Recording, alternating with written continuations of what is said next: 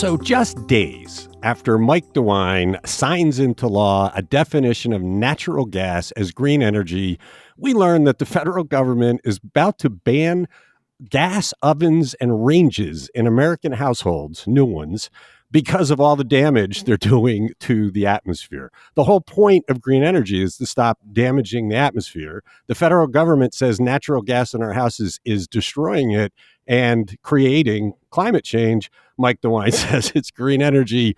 Wow. It's Today in Ohio. It's the news podcast discussion from cleveland.com and the Plain Dealer.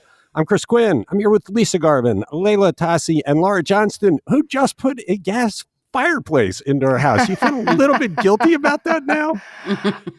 Maybe. I mean, the story I read was concern about the gas for kids actually with asthma, like causing asthma, which is not something I had ever read before.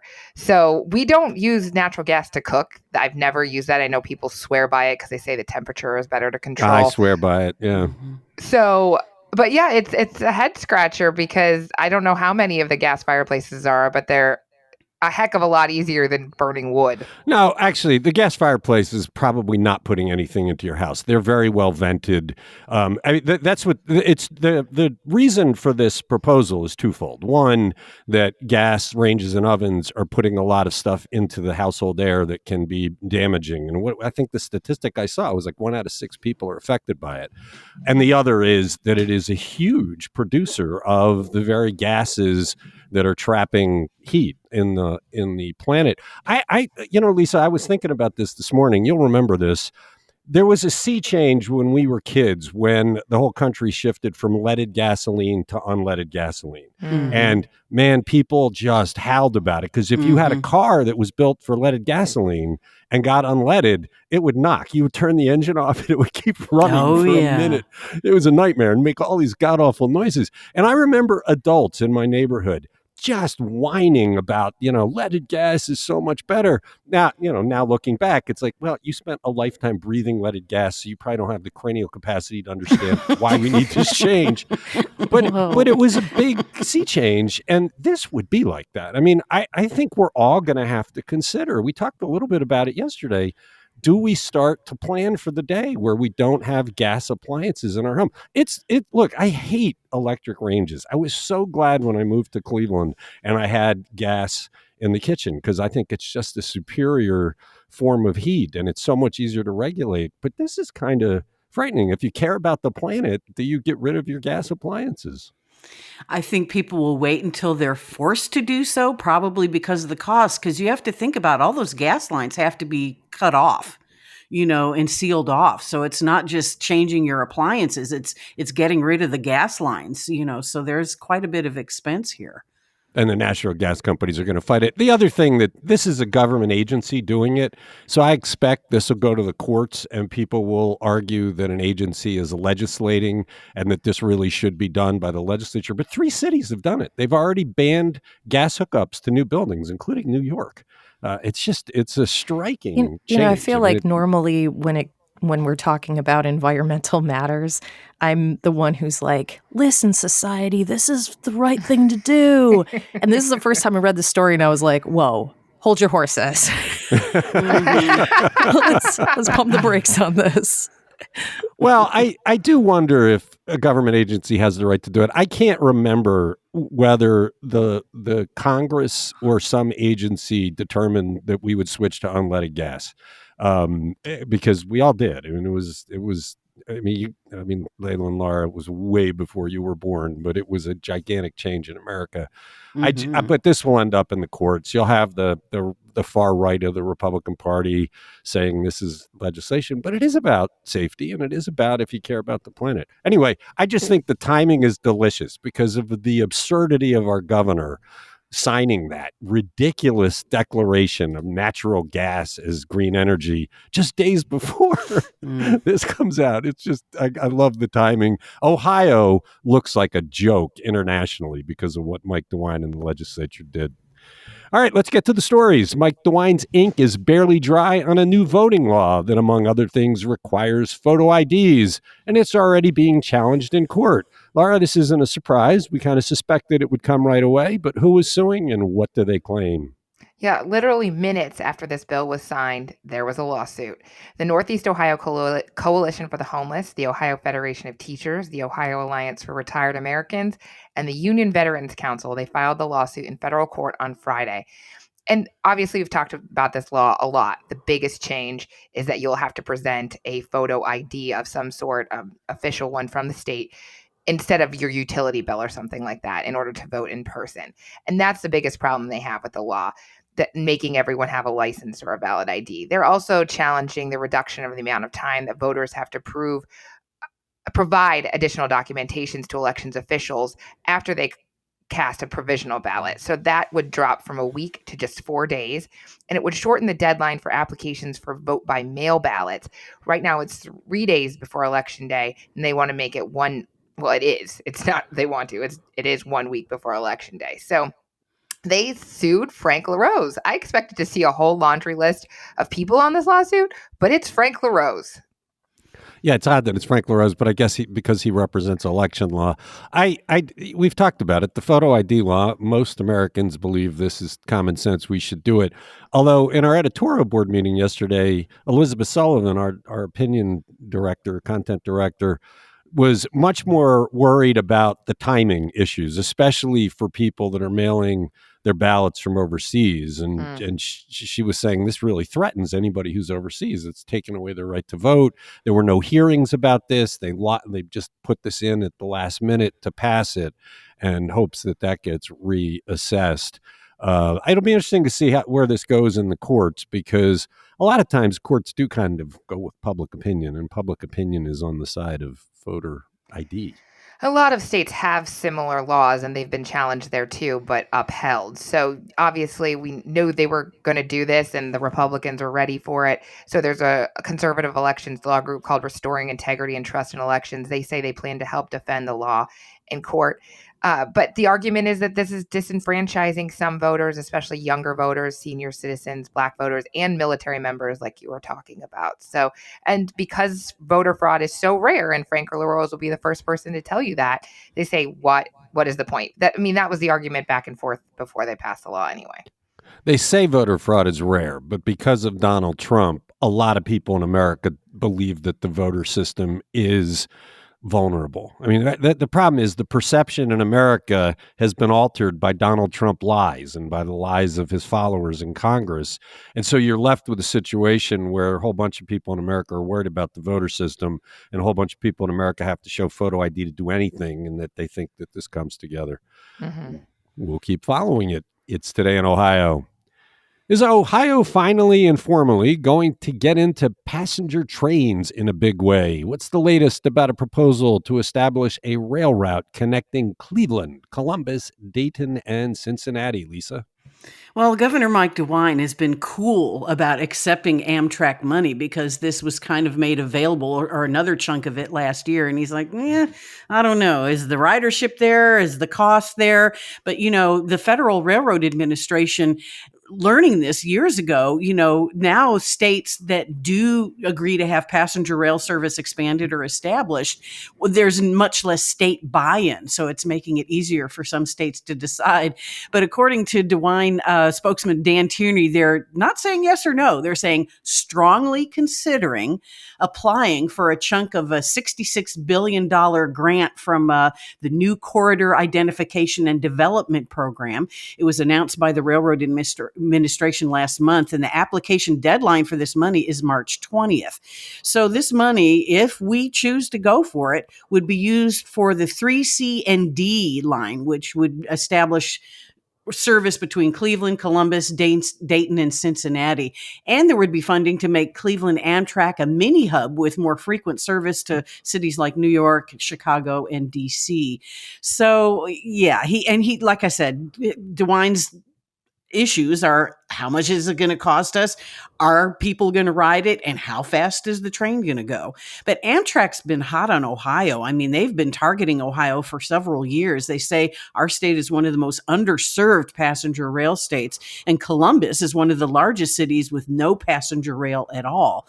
Now, NOACA, the Northeast Ohio Area-Wide Coordinating Agency, they can also apply for this money. Grace Gallucci says they're preparing their application right now. now. She wants to see expanded Cleveland service and also trains that come through in daylight hours rather than overnight. I don't get why this isn't a no-brainer. We know that the trains are more efficient. So when we talk about climate change and all the things we talked about at the top of the podcast, they all apply here. And so if you build this, you have to build it to get people to use it. You're not going to have demand before you build it. And if the federal government is moving in this direction, why wouldn't we grab our piece of it? I don't understand Mike DeWine's hesitance. It's almost like he is just glued to dinosaur way of doing things that actually harm the planet.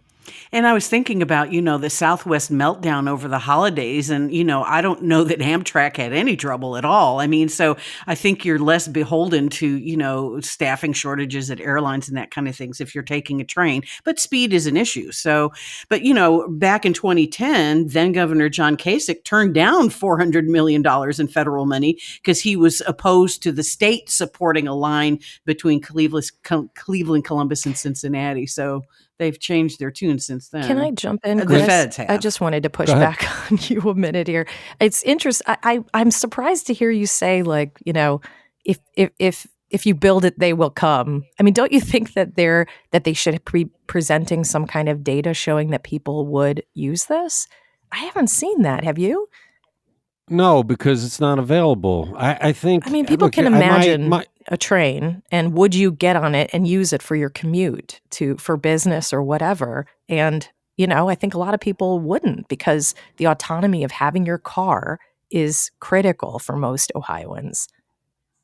My frame of reference is my wife and I have been to Europe a couple of times, and traveling around Italy, we never rented a car. We just used trains nonstop, and they went on strike twice while we were there, leaving us stranded for a little while. But it was just so easy. And then when we went to Spain, we took the train that went 200 miles an hour from Madrid to Barcelona, and it is just such a wonderful way to get between cities. I think if you have the choice of going to the airport and going through the misery of that experience, which we've discussed frequently on this podcast, or doing it on a train, especially if you have kids and things, it's so much easier. Mm-hmm. I think that we're not just talking about, Cincinnati and Columbus, right, which are more smaller cities. Like, if you could get to Chicago in an easier way than getting up at 3 a.m. to catch the Lakeshore Express or whatever it is right now, I think a lot of young people would use that to get to Chicago, because you don't need a car when you get there, and having a car is actually an impediment. Right. And I spent a semester in Europe when I was in college and took the Eurail everywhere, and it was fantastic. I don't think we're ever going to have that kind of connection in the United States. We are too spread out. But for college students coming home from the University of Cincinnati or something, it would be so much easier just to get on a train than have you go drive to get your kid or anything. I do think there would be uses for this. Would I want to take a bunch of little kids on a train? I don't know. That's a good question. But I think that there's definitely demographics that would use it.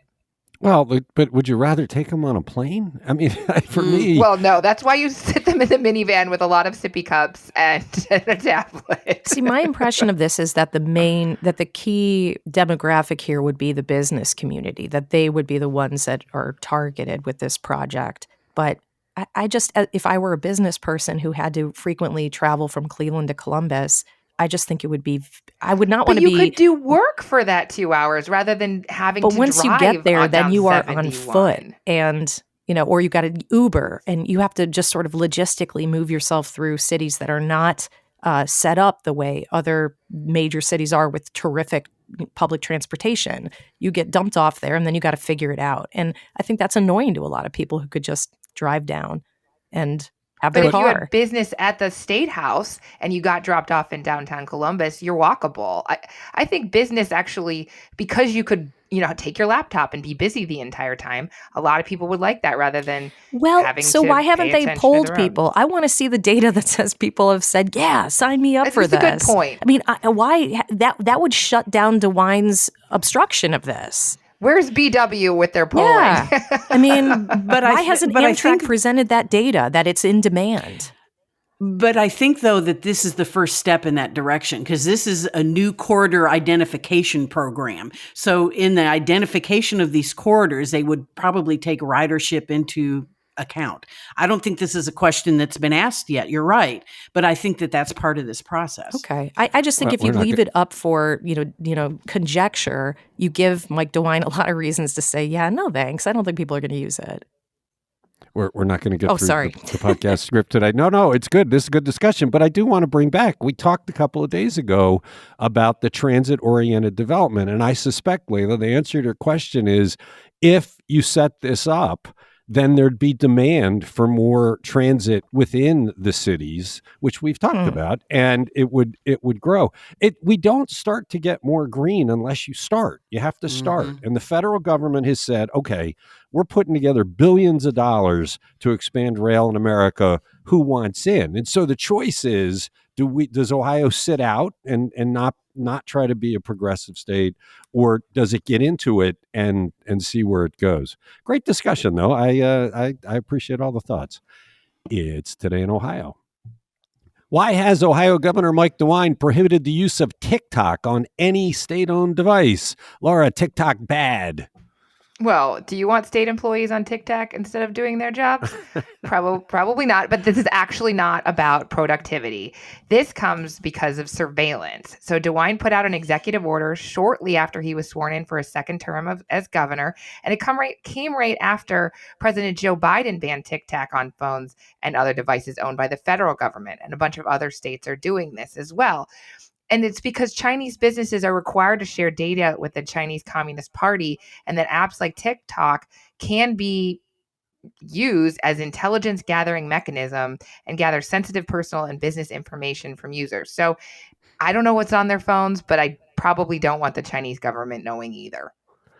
Yeah, this seems like there's a little bit of anti-China rhetoric involved, but then there's also the risk because China's done some things. There was a great Washington Post story today where they used satellite photos to show the gigantic lines that are forming outside Chinese funeral homes as COVID spreads, and compared that to China's lies about how few people have died. I think China has done a lot so that people don't trust the country's government, and TikTok, let's face it, all that data is going straight back to China.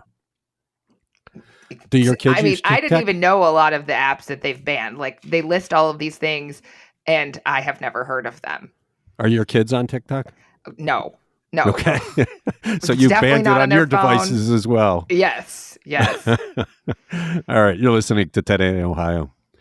What is Cleveland Mayor Justin Bibb's latest proposal for stimulus funds, this time for $40 million? It's a bunch of stuff, Layla. Yeah, this can be broken down into several pots. The first and the biggest is $17 million for education programming. That's going to pay for tutoring, after-school programs, teacher support programs. Intensive literacy tutoring is especially important in Bibb's education agenda to help kids who are really still struggling to regain their footing after the pandemic. Education dollars are also going to help expose kids to career paths. And even beyond K through 12, he wants to strengthen programs that help adults get their GEDs and earn certifications in high demand areas like construction or broadband and lead remediation, things that are important to Cleveland. And then the second pot of money is $14 million for workforce development and making Opportunity Corridor more attractive to investors and businesses. That means remediating contaminated brownfields. According to Bibb's chief of staff, the city owns something like 15,000 parcels that require remediation, and they think that getting those sites cleaned up and online would mean that they're ready to accept new businesses, and that means jobs. And then there's the third pot of ARPA dollars, which is $5.5 million for participatory budgeting. It's been a while since we talked about this, so to remind listeners, under this concept, residents would get to control how dollars are spent in their neighborhoods. It's a way to build participation in democracy and to really empower residents and maybe even encourage some of them to eventually run for office if they find that they enjoy representing the interests of their community in this way. And then finally, we have this $4 million pot going toward upgrading the city's 311 system. So that should make it easier for residents to report issues like potholes and tree trimming problems and stuff. And there's one more. There's the perennial issue that vexes the city, violence. This is the remaining $850,000 in Bibb's ARPA pitch would go toward developing a long-term violence prevention strategic plan. So with that, Cleveland will have $45 million in ARPA money that has yet to be allocated. Well, there are a couple things there that are interesting to me. The 301 system, it's not the technology of reporting that people complain about. It's the lack of response. So unless they're coming back with a way to fill those potholes and answer people, just being able to report it easier doesn't make much difference. It's like when they Touche. created the records, a public records Right. request system a couple of years ago. Well, okay, so you computerized the request. You didn't turn them around any faster. Right. You can watch your request sit there in limbo. The other thing is the huge number of parcels on Opportunity Carter that are contaminated. I wonder, has anything been done to try and deal with the contaminators? Whoever polluted these sites, where are they? And has any effort been made to find them? Because using the public money to clean it up, great, we'll get it clean. But there were people who did bad things, and why aren't they being held to account? Nobody really ever talks about that. I mean, I imagine that they operated on those sites at a time when nobody cared about the environment, and they were not, not held responsible beyond their time there. So that's probably we're just left with the cleanup. Yeah, I do think that there should be some legal action to do it. I don't know. Anyway, good proposals. They really in the city have yet to squander money like they did at the county council. So a salute to the city for thinking this through. You're listening to Today in Ohio. Governor Mike DeWine used his second inaugural address to do multiple things, and one of them was to invite people to move to Ohio. Lisa, who was he talking to? He was actually talking to legal immigrants, particularly. This was during his inaugural address that he, talked about his plans for his next term. But during that, he urged out-of-state residents, especially legal immigrants, to move to Ohio. He says the draws are top-notch educational institutions, low taxes, good quality of life, and cultural amenities. He said, quote, people are returning to the heartland, and maybe not all roads lead to Ohio, but a whole lot certainly do. So that's interesting. It's interesting that he's focusing on legal immigrants because, with so many jobs, there are 10 million jobs still open across America. Immigration has gone down. Legal immigrants can fill these jobs. So yeah, it was interesting, speech. He talked about mental health. That's really one of his big focuses. He wants to make Ohio the best state in the U.S. for mental health treatment, prevention, and research. And he says there's millions in the upcoming budget set for expanded mental health services and job development. He was sworn in Sunday at his Cedarville home by his son, Justice Pat DeWine, who did not recuse himself from this. And also, he also gave his father the oath of office as well. I just don't know that if we're looking for a place to go, I would come to Ohio right now. We talked about the declaration of natural gas as green energy. We've talked about how we're stamping out the ability to build wind farms. We seem to be doing a lot of very backwards thinking. The heartbeat bill is offensive to most people. I'm not sure that invitation would resonate with me. Michigan is on the border and it doesn't have any of that nonsense. And I would be looking there before I look to Ohio. Well, and also, even if you're not, gay or lesbian or trans, a lot of people want rights for that group of people. So we have issues with transgender athletes. We're not as bad as some states as far as LGBTQ, but we're not great either. No, but right on our border is Pennsylvania and Michigan, which are not so ridiculous in their thinking. I think while he's saying, please come here, he's doing all sorts of things to prevent people from wanting to. It's Today in Ohio. We've talked about the Christmas Story house being for sale, and we've reported the feud between the owner and one of the movie actors. Now there's an unexpected development tying those two stories closer together. Laura, what happened? Yes, a Christmas Story House Museum owner Brian Jones and the actor Yano Anaya, they were involved in a public confrontation outside the house before the holidays, and this made big news. I mean, it's Christmas, it's the Christmas Story house, everybody's watching, there was a new movie on HBO, and that house is up for sale, and the group led by Anaya had expressed interest in purchasing it, but there was a bunch of back and forth. If you don't remember Anaya, he played the bully Scott Farkus's sidekick, Grover Dill, in the movie. I would not have been able to tell you that. So thank you, Paris Wolf, for a very informative article. Apparently, he was the guy that was like the toady, right? Yes. Right. Mhm. Yeah. The toady of the bully. Exactly. So they were friends for nearly 20 years, but then this happened and Jones chased him away from the house, called him a scammer and a loser. But they made up on New Year's Day, and now Anaya is trying to buy the house, leading a community of 54,000 fans that stay in touch through Facebook to hopefully buy this property. Well, that's fascinating. It would be interesting if one of the original actors ended up as part of the ownership group, because that would show a commitment. They would want to maintain the mystique around this attraction, because it's a very cool Cleveland attraction. It is a very cool Cleveland attraction. It's not just the house and the museum. There's a couple other buildings around there. I think you could stay in one of them. So it's a year-round attraction. Obviously, it gets the busiest at Christmas time. But apparently, the actor Anaya said that the owner's heart is set on $15 million for this property, Wow. which just seems like a crazy amount of money. Yeah, that's ridiculous. It is a cool attraction. My favorite part is there's a phone in a hallway, and if you pick it up and put it to your ear, there's a mom screaming at it, "What? What?" And Just like in that scene, yeah. right from the soap scene, Right. and it's hilarious. So well worth it. It's Today in Ohio.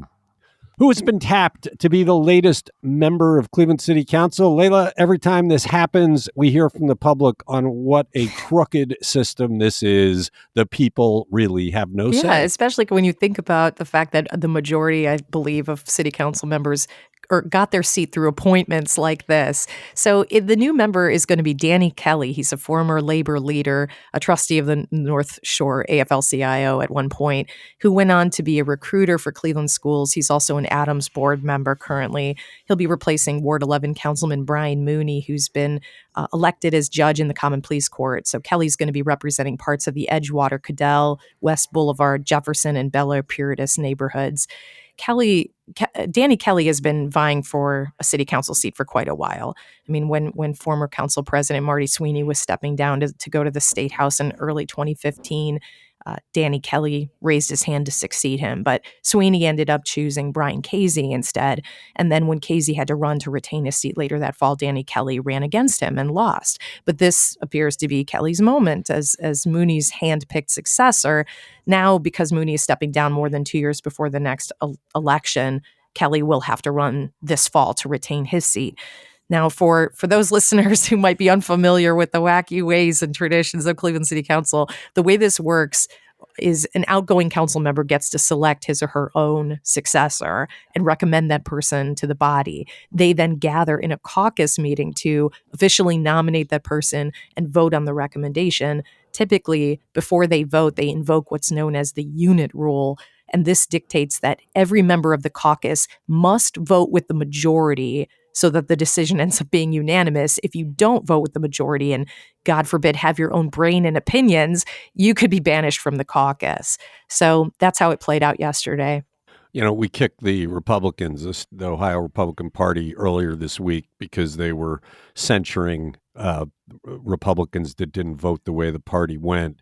We thought that was the same kind of thing. You don't respect people with independent thought. There was a great quote of the day in capital letter today from one of them saying, wait, so I'm a Republican who voted for a Republican and I get censured. It seems like an obscene word is running the asylum.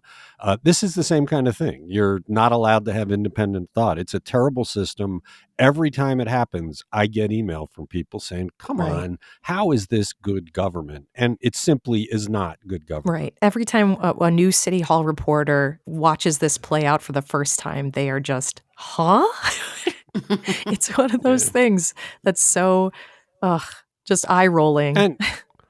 And you could argue it's one of the reasons we are moribund as a region is because we've taken away the reason for people to feel like they're part of the democratic process. We bemoan Cleveland's voter turnout, but if it's crooked and the fix is in, why vote? Yeah, I like that Justin Bibb put all that money towards participatory budgeting and the idea that would include increased democracy and people voting. But then we have city councils like, no, don't worry about it. We'll take care of it. You don't have to think. You don't have to vote. Well, Dang, guys, we're out of time. There's some good stuff left to talk know. about. We're going to have to postpone it. That's it for today in Ohio. Thanks, Lisa. Thanks, Layla. Thanks, Laura. Thank you for listening to this podcast.